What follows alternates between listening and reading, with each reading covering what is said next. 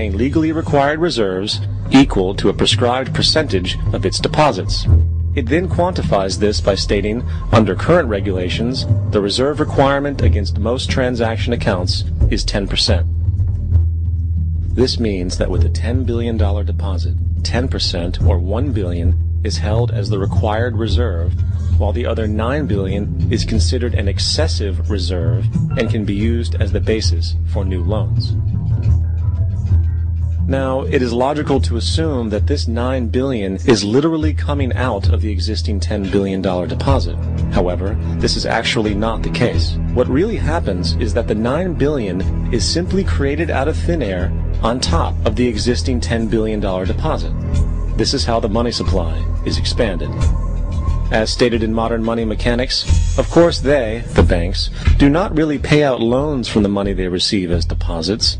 If they did this, no additional money would be created.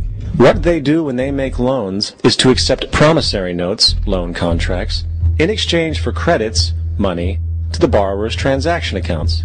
In other words, the $9 billion can be created out of nothing simply because there is a demand for such a loan and that there is a $10 billion deposit to satisfy the reserve requirements. Now, let's assume that somebody walks into this bank and borrows the newly available $9 billion. They will then most likely take that money and deposit it into their own bank account. The process then repeats, for that deposit becomes part of the bank's reserves. 10% is isolated, and in turn 90% of the $9 billion, or $8.1 billion, is now available as newly created money for more loans. And, of course, that 8.1 can be loaned out and redeposited, creating an additional 7.2 billion, to 6.5 billion, to 5.9 billion, etc. This deposit money creation loan cycle can technically go on to infinity. The average mathematical result is that about $90 billion can be created on top of the original $10 billion. In other words, for every deposit that ever occurs in the banking system, about 9 times that amount can be created out of thin air. Money jitters. Ask the obliging Bank of America for a jar of soothing instant money, M-O-N-E-Y, in the form of a convenient personal loan. So, now that we understand how money is created by this fractional reserve banking system, a logical yet elusive question might come to mind. What is actually giving this newly created money value? The answer? The money that already exists. The new money essentially steals value from the existing money supply. For the total pool of money is being increased irrespective to demand for goods and services. And as supply and demand finds equilibrium, prices rise, diminishing the purchasing power of each individual dollar. This is generally referred to as inflation, and inflation is essentially a hidden tax on the public. What is the advice that you generally get? And that is, inflate the currency. They don't say debase the currency. They don't say devalue the currency. They don't say cheat the people who are saved. They say lower the interest rates. The real deception is when we distort the value of money. When we create money out of thin air, we have no savings, and yet there's so-called capital. So my question boils down to this: how in the world can we expect to solve the problems of inflation, that is, the increase in the supply of money, with more inflation? Of course, it can't. The fractional reserve system of monetary expansion is inherently inflationary. For the act of expanding the money supply, without there being a proportional expansion of goods and services in the economy, will always debase a currency. In fact, a quick glance at the historical values of the US dollar versus the money supply reflects this point definitively, for the inverse relationship is obvious. $1 in 1913 required $21.60 in 2007 to match value. That is a 96% devaluation since the Federal Reserve came into existence. Now, if this reality of inherent and perpetual inflation seems absurd and economically self-defeating, hold that thought, for absurdity is an understatement in regard to how our financial system really operates. For in our financial system, money is debt. and debt is money. Here is a chart of the U.S. money supply from 1950 to 2006. Here is a chart of the U.S. national debt for the same period. How interesting it is that the trends are virtually the same. For the more money there is, the more debt there is. The more debt there is, the more money there is. To put it a different way, every single dollar in your wallet is owed to somebody by somebody. For remember, the only way the money can come into existence is from loans.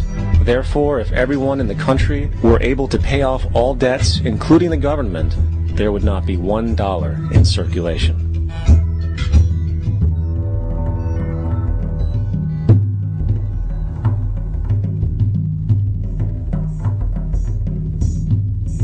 In fact, the last time in American history the national debt was completely paid off was in 1835 after President Andrew Jackson shut down the central bank that preceded the Federal Reserve.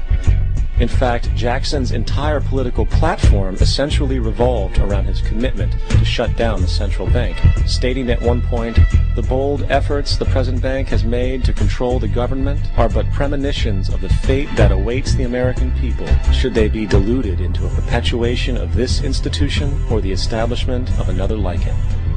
Unfortunately, his message was short-lived, and the international bankers succeeded to install another central bank in 1913, the Federal Reserve. And as long as this institution exists, perpetual debt is guaranteed. Now, so far we have discussed the reality that money is created out of debt through loans.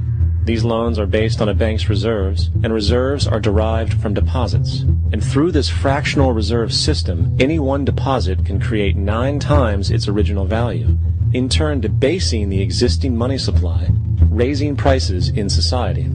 And since all this money is created out of debt and circulated randomly through commerce, people become detached from their original debt, and a disequilibrium exists, where people are forced to compete for labor in order to pool enough money out of the money supply to cover their costs of living. As dysfunctional and backwards as all of this might seem, there is still one thing we have omitted from this equation. And it is this element of the structure which reveals the truly fraudulent nature of the system itself: the application of interest. When the government borrows money from the Fed, or when a person borrows money from a bank, it almost always has to be paid back with accrued interest. In other words, almost every single dollar that exists must be eventually returned to a bank with interest paid as well. But if all money is borrowed from the central bank and is expanded by commercial banks through loans, only what would be referred to as the principal is being created in the money supply. So then, where is the money to cover all of the interest that is charged? Nowhere. It doesn't exist. The ramifications of this are staggering, for the amount of money owed back to the banks will always exceed the amount of money that is available in circulation. This is why inflation is a constant in the economy, for new money is always needed to help cover the perpetual deficit built into the system, caused by the need to pay the interest. What this also means is that mathematically, defaults and bankruptcy are literally built into the system, and there will always be poor pockets of society that get the short end of the stick. An analogy would be a game of musical chairs, for once the music stops, somebody is left out to dry. And that's the point. It invariably transfers true wealth from the individual to the banks. For if you are unable to pay for your mortgage, they will take your property. This is particularly enraging when you realize that not only is such a default inevitable due to the fractional reserve practice, but also because of the fact that the money that the bank loaned to you didn't even legally exist in the first place. In 1969, there was a Minnesota court case involving a man named Jerome Daly, who was challenging the foreclosure of his home by the bank which provided the loan to purchase it.